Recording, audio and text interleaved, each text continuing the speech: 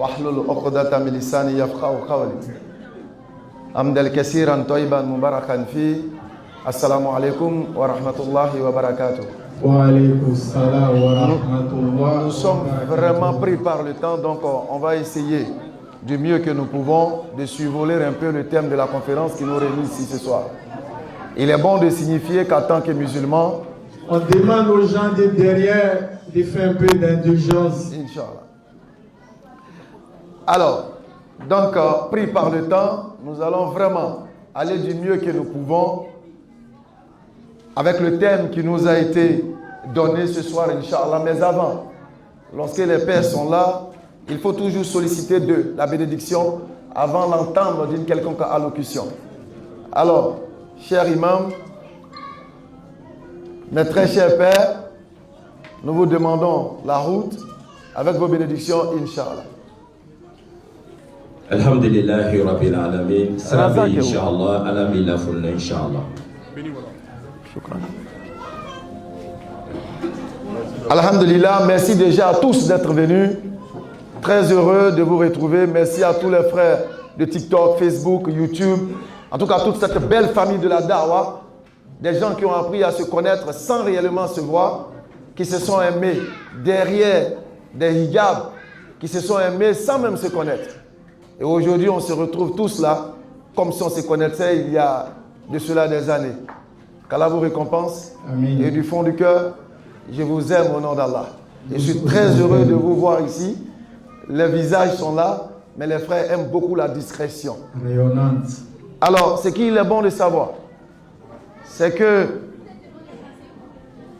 l'islam, en tant que religion, est au-delà une éducation, une formation, une spiritualité grandeur nature.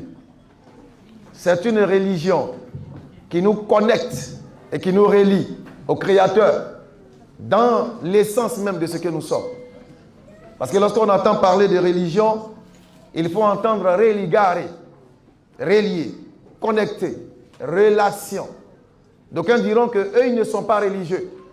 Cela n'engage qu'eux. Mais nous, en tant que musulmans, nous sommes religieux. Parce que nous avons une relation à entamer avec notre Créateur. Il est bon de savoir qu'une société sans jeunesse est une société forcée aux jeunes.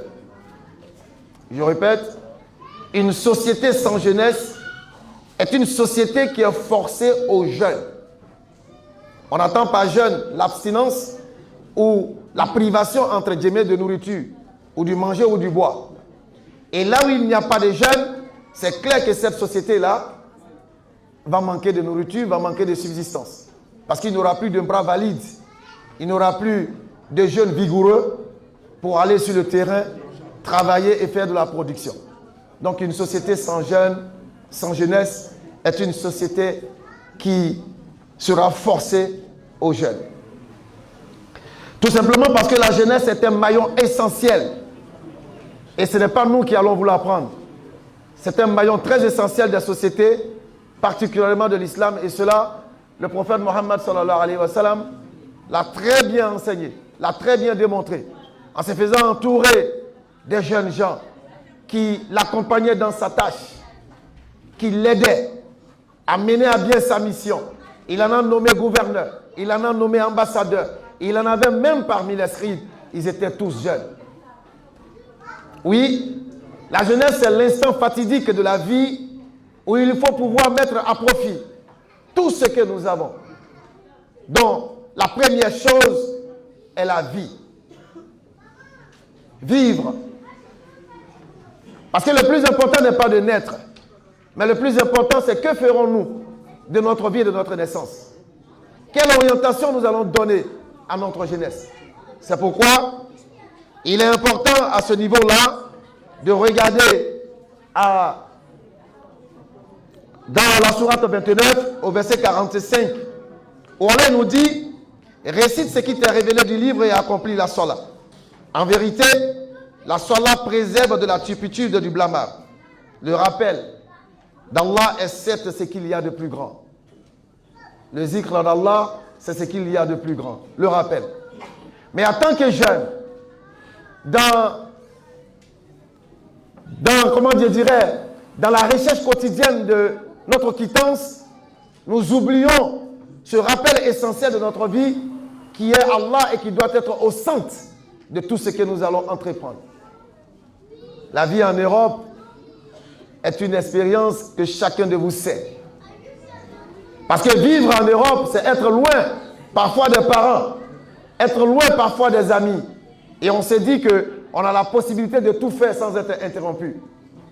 Et c'est là, lorsqu'on trouve des jeunes qui arrivent à s'abstenir et à maintenir la flamme de la foi, vous pouvez être fiers de vous. Alors, nous allons voir ensemble la définition d'abord de la jeunesse. Ensuite, nous verrons qu'est-ce que l'islam et ensuite, c'est quoi la compatibilité. Parce que c'est le thème. Jeunesse et islam, quelle compatibilité? Alors, en termes de définition de la jeunesse, on nous apprend que le mot jeunesse vient du latin juvenis, qui lui est tiré de juva, qui signifie aider. Donc ce qui veut dire que la jeunesse, c'est l'instant où l'homme cède et aide les autres. Tel que défini par, bien sûr, la langue de Jean-Baptiste Poquelin qu'on appelle Molière.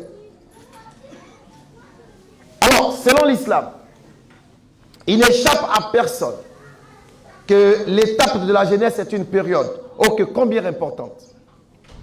Dans la vie de tous les jours, les jeunes sont indexés, les jeunes sont interpellés. C'est la période durant laquelle le jeune, il possède toute la force et l'énergie nécessaires. C'est la période pendant laquelle tous ses sens sont éveillés.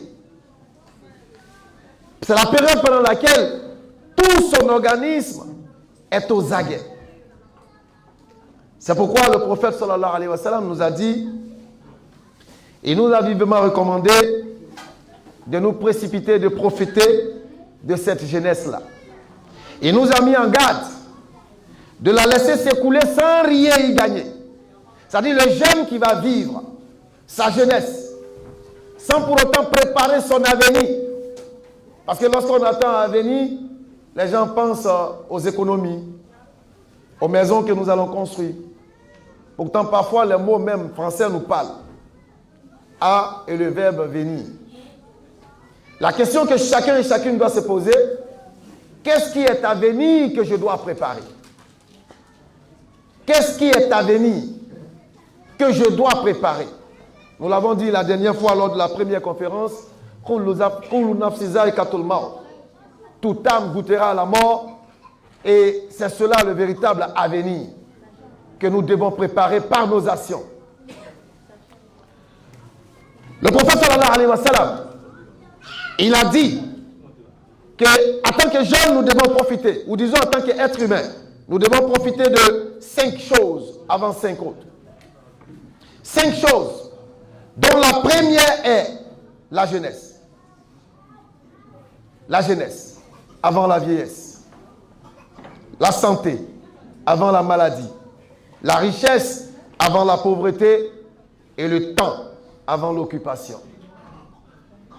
Oui, il faut profiter de la jeunesse. Certains diront que il faut profiter de la vie, il faut profiter de la jeunesse. Mais en tant que musulmans, nous savons nous amuser, nous savons profiter. Lorsqu'on entend profiter de sa jeunesse, nous nous rappelons de ce que nous rapporte Al-Hakim dans son livre 78-46 et authentifié par Darabi. Il convient donc d'y être plein. La plus grande attention à ne pas la négliger.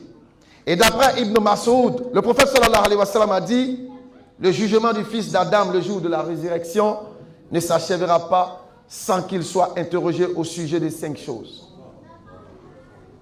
Sa vie, dans quoi il l'a passé? Sa jeunesse, qu'en a-t-il fait? Ses biens, de quelle manière les a-t-il acquis? De quelle façon il les a dépensés? Qu'a-t-il mis en pratique? Et ce qu'il a appris? C'est des instants de méditation, parce que le hasard n'existe pas. Notre présence ici, loin de l'envie de voir peut-être béni Islam physiquement, il y a derrière plutôt un signe d'Allah, le rappel, qui profite aux croyants. Au-delà de se voir mutuellement, il y a le rappel qui profite aux croyants. Parce que l'homme est un être oubliant. Et nous avons été créés avec cette qualité de l'oubli. Car si nous n'oublions pas, nous allons mourir à cause de la décharge de ce à quoi nous pensons. Donc l'oubli, c'est aussi une forme de reconnaissance d'une grâce d'Allah. L'homme est très oubliant, d'où l'utilité du rappel. Alors, cette jeunesse-là, pris par le temps, on va essayer de survoler l'essentiel et aller plutôt à l'essentiel. Nous allons diviser cette jeunesse-là par deux catégories.